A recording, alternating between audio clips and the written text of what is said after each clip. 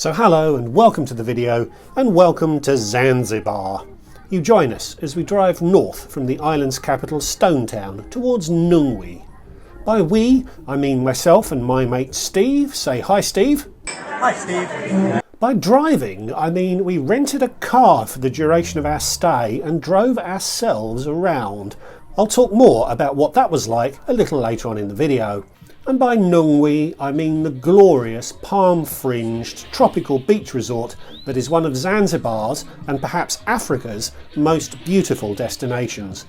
So if you'd like to see what we found in Nungwi when we got there, stick around. Hi, I'm Matt. Over the last 25 years, I've travelled a lot. I've lived in 5 countries on 4 continents. I've flown over 1.3 million miles. I've visited over 100 countries, every American state, but I'm nowhere near done. So hit subscribe to see where I go next and perhaps get some inspiration for your next trip. So driving in Zanzibar. Getting to our hotel in Nungwi wasn't easy. The main roads through Zanzibar are generally pretty good, but once the main road ended at the northern tip of the island, the roads were atrocious. It had recently rained too, so we found ourselves plunging into huge flooded potholes, uncertain on how deep they were going to be. Fortunately, we were following another vehicle which gave us a guide as to how deep each lake was, but the roads were basically just the gaps between houses, and Google Maps had no chance of keeping up, so we got hopelessly lost. It was tremendous fun though, and we weren't lost for long, although if you find that kind of situation to be stressful, you may prefer to get a driver. Outside of Nungwi, the roads were good and road rules were followed fairly well, although there was a bit of exotic overtaking, shall we say. But overall, it was quite a familiar experience, even more so as Tanzania drives on the left. We were stopped once at a police checkpoint, which was a little intimidating, but the car hire people we used had provided us with all the documentation we needed, including local insurance and a Zanzibar driving permit. We also think these road signs beside the lane that goes into Stone Town were fake and were used as an excuse for someone to have to guide us into town in return for a payment, which was annoying, but it wasn't a big deal. This is the way that... We used Caribou Kwetu Zanzibar to rent our car, and I would recommend them. You won't find Hertz and Avis there. The car was a little old, but their communication and service was excellent. I'll put a link to their website in the description below, although be aware that Norton Antivirus doesn't like the site very much. We drove back to the airport through the centre of the island, and it rained. A lot.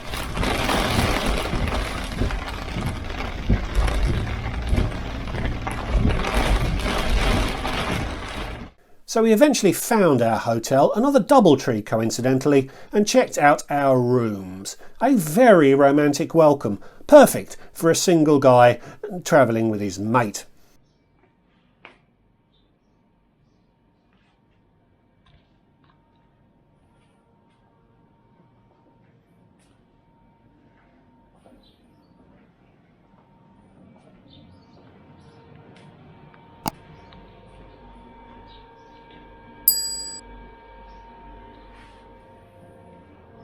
The room was nice, but the best feature was the view from the balcony. You cannot complain about that kind of view. The Doubletree is a resort hotel, and it's probably one of the smarter properties in Nungwi. We had a bed and breakfast rate. This was the breakfast buffet, and when we checked in we were offered an upgrade to an all-inclusive stay for $70 a day. But we were keen to explore the resort, so we declined, and we spent a fair chunk of our time outside of the hotel. You could eat and drink lavishly outside the hotel for that $70 a day.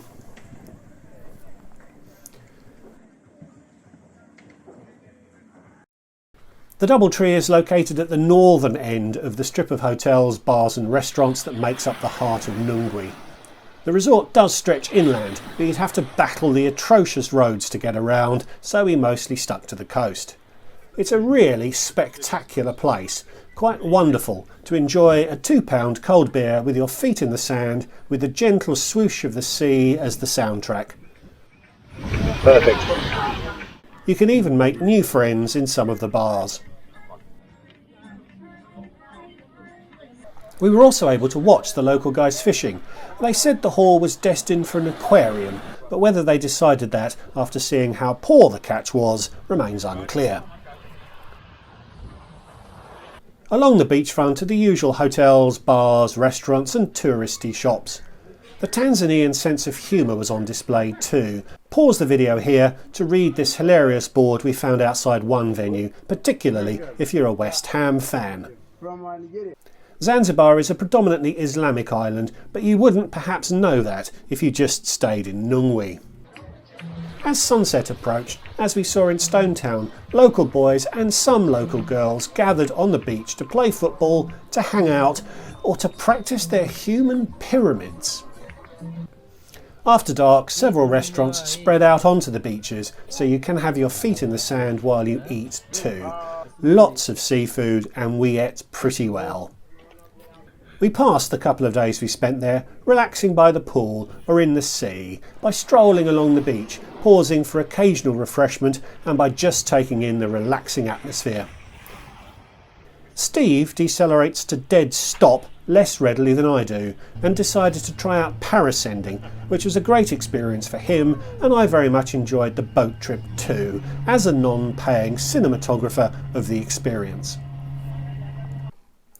We noticed that there is a significant tide at Nungwi, or perhaps it's better to say that the beach slopes away from the coast very gradually. On our last morning we wanted a last swim, but when we headed for the sea we couldn't find it. We walked out for quite some distance and the water never got above toe height. It's quite fun to experience, but if you enjoy sea swimming you need to make sure you time it right such that there actually is a sea to swim in. So if you want a relaxing, gorgeous, exotic beach experience, I can heartily recommend Nungwi. I think Vanuatu retains the title of the most gorgeous place I've ever been, but Nungwi is in the conversation and I would not hesitate to return for more. It's certainly more convenient to get to from London than Vanuatu. So thanks for watching, please like this video if you enjoyed it, please subscribe if you're new and leave me a comment. Is Nungwi on your wish list now? And if you'd like to support me and the channel more directly, you can become a patron through the link I'll include in the description below. So thanks for watching and I'll see you all in the next one. Goodbye.